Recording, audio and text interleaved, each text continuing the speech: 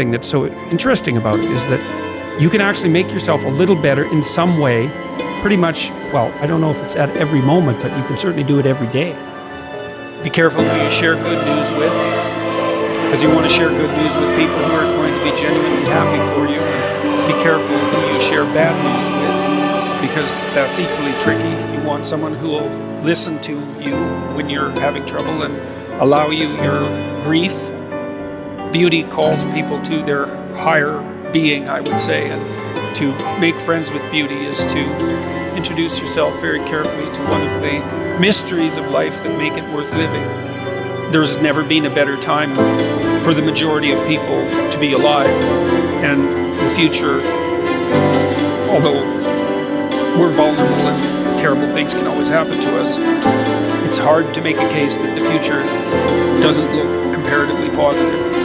We're becoming extremely technologically sophisticated, and the world is changing at an incredibly rapid rate. And the only way we're going to be able to manage that in a positive way is if each of us, as many of us as possible, are capable of making wise and careful and truthful decisions. If we do that, then maybe things can continue to improve.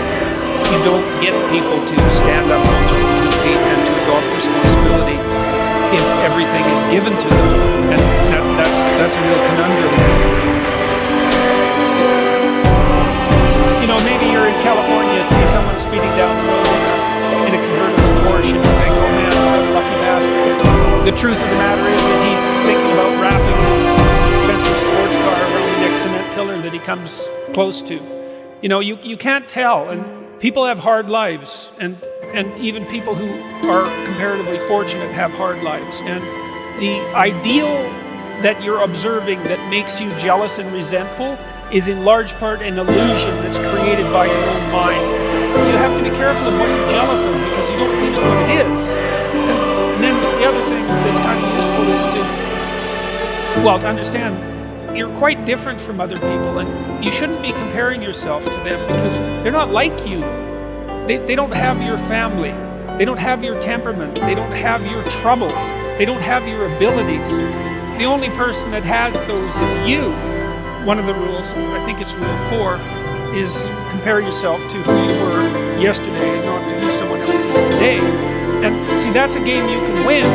The possibility that you can make yourself slightly better on a continual basis is, I think that's something that's accessible to everyone. I think that's equivalent